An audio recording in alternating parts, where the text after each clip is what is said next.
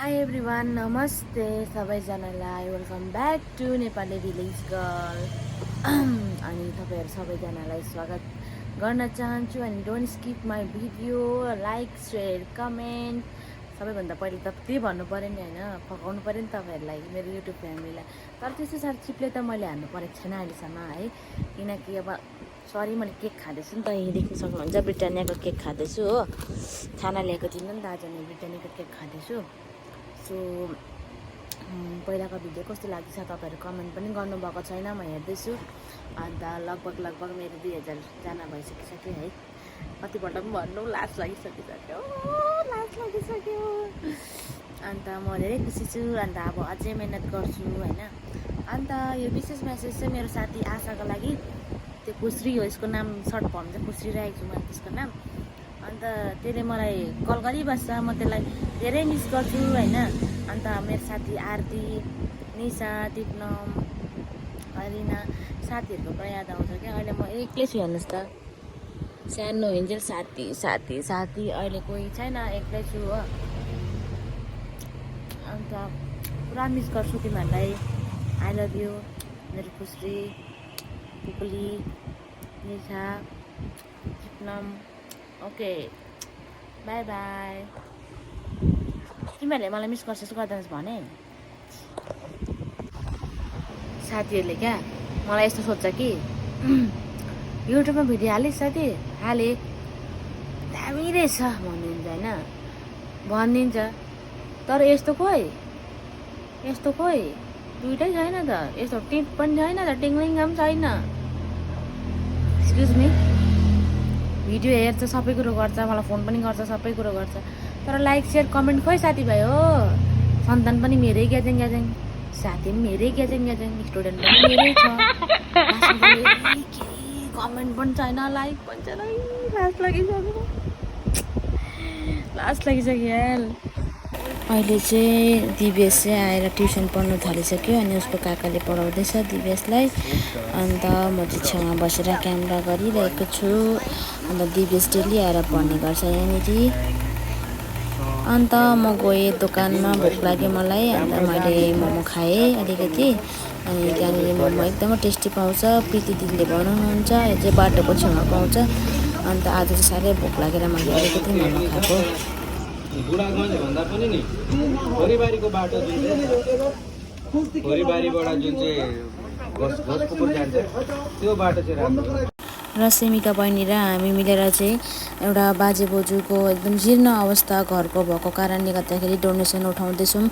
र डोनेसन सँगसँगै कसैले पैसा दिनु मान्दैन, त्यही कारण हामीले लट्री जस्तो सिस्टमले गरेको छौँ, जुन चाहिँ 15 अगस्तमा उठ्छ। अन्त त्यही हो यो लट्री कटाउँदैछु म चाहिँ। र देख्न सक्नुहुन्छ मेरो बुढा जिम गरेर पनि आइसक्यो। अन्त आज चाहिँ हामी 2 खुट्टे गाडीमा जाँदैछौँ र अहिले हामी छौँ पुलमा। अन्त एकदमै चिसो हावा आइरहेको छ, एकदमै राम्रो देखिरहेको छ, एकदमै मजा आइरहेको छ। अन्त यहाँनिर हाम्रो खोला, बालासन खोला पनि बढेछ, त्यो पनि तपाईँहरूलाई देखाउँदैछु म। यहाँनिर माथिल्लोपट्टि साइडमा त हेर्नु पनि डर लाग्यो, कत्रो ठुलो भएछ हो।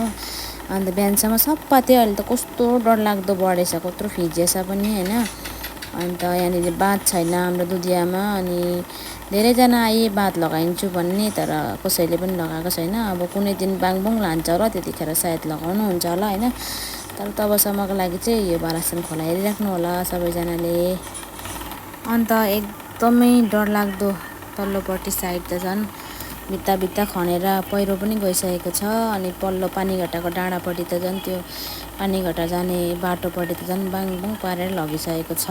पहिला कत्रो ठुलो बाटो हुने गर्थ्यो त्यो तल, अहिले कत्रो खाइसक्यो खोलाले।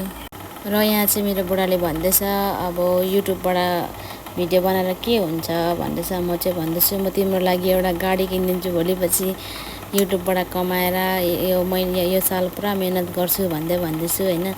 अन्त मलाई तिमीले मिहिनेत गरेको त 4-5 वर्ष भइसकिसक्यो खै त हो भन्दैछ। अन्त डोन्ट वरी, मेरो फ्यामिली छ, युट्युब फ्यामिली, उनीहरूले मलाई सपोर्ट गरिहाल्छ नि भन्दै बुढाबुढी हल्का अँध्यारो भइसकेको थियो, हिँड्दै जाँदैछौँ। र यहाँनिर हामी गाडी पर्खिरहेको छौँ। अनि दादालाई बोलाएको छ उसले चाहिँ, अनि बोलाएर दादा आउनु हुँदैछ अरे। अन्त यहाँनिर डाँडामा बसिरहेको छौँ बुढाबुढी। सो अनि एकछिनबाट आउनुभयो दादा पनि, तपाईँ देख्न सक्नुहुन्छ। म देखाउँछु तपाईँहरूलाई ल एकछिनै।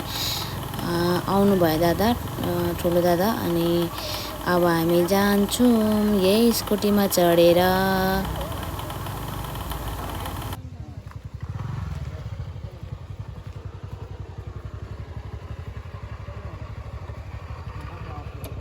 र अब चाहिँ म रुममा आइसकेँ, धेरै थाकिरहेको छु होइन। अब चाहिँ खाना पकाउनेपट्टि लागेको। अनि हामी चाहिँ बनाउँदैछौँ बटर चिकन। अनि यता एकपट्टि चाहिँ के अरे चिकन नगेट्सको लागि मासु उमाल्दैछ उसले। अनि एकपट्टि चाहिँ कुकुरको लागि मैले भात र मासु उमालिरहेको छु। अनि यता मैले आँटा गुनिसकेको छु। अलिअलि भिडियो गरिरहेको छु किनकि डल्लै गर्नु सक्दिनँ। अनि भाँडा पनि थुपिरहेको थिएँ, आधी मोलिहालेको थिएँ र पनि भिडियो बनाइहाल्छु भनेर अलिकति गरेँ। अनि अब रोटी बनाउनु थालेको म चाहिँ। अन्त अब यो आँटा लगेर म रोटी बनाउँछु अनि सबैजनालाई मिठो बनाएर दिन्छु। सो अब यहाँनिर मैले यहाँ त्यो म्यारिनेट गरेको मासु पनि देखाउँदैछु तपाईँहरूलाई। अन्त अब म रोटी बनाउनु सुरु गर्छु गाइस। त्यहाँनिर चाहिँ कुकुरको भात पाक्यो कि पाकेन हाम्रो बेलाको भनेर हेरेको। बेला 5वटा छ कुकुर चाहिँ, उनीहरू सबैको लागि यो डेक्चीमा बनाउँछु। सो अब मैले रोटी बनाउनु थालेँ गाइस। अन्त स्पिड हेर्नुहोस् कस्तो खतरा, म त शक्तिमान हुने हो। रोटी रेडी हुन आँट्यो नि, रोटी रेडी पनि भयो। र अब चाहिँ अब थालेको आज फ्राई गर्ने चिकन नगेट्स। यति राम्रो चाहिँ भएन, बट टेस्टी नै भएको थियो होइन। म अहिले टेस्ट गरेर पनि तपाईँहरूलाई सानो भिडियो देखाउँछु। अन्त यहाँ म बनाउँदैछु। अन्त पहिला चाहिँ हस्बेन्डले बनाउँदै थियो, मैले अर्कोपट्टि गर तिमी अरू काम गर, म चाहिँ फ्राई गरिदिँदै गर्छु भनेर मैले फ्राई गर्नुको लागि प्रोसेस रेडी गरेँ। अनि मासु फ्राई गरिदिइसकेको थिएँ। उसले चाहिँ त्यहाँनिर मसला उयो गर्दैछ, ग्राइन्ड गर्दैछ। अन्त त्यहाँबाट चाहिँ म चाहिँ फ्राई गर्दैछु। अन्त अब खानुपर्छ टेस्टी चिकन नगेट्स। सो हाम्रो अब ब्याटर पनि रेडी भइसकिसक्यो, मसला पनि रेडी भइसकिसक्यो। अन्त अब हाम्रो बटर चिकन पनि एकैछिनमा रेडी हुनेछ। सो उसले मसलामा डिप गर्दैछ। अन्त अब एकैछिन पकाएर चाहिँ 15 मिनट जति चाहिँ अलिक सानो मिडियम फ्लेममा राखेर चाहिँ बनाएपछि पाकिहाल्छ। अनि यहाँनिर स्यालेडको तयारी हुँदैछ। अनि म चाहिँ यहाँनिर यो देखाउनु खोज्दैछु कि आमा तातो भएर क्या उचाल्नै सकेको थिएन होइन। अन्त यो हटाउनु पर्छ अन्त चाहिँ देख्छ भन्दैछ होइन।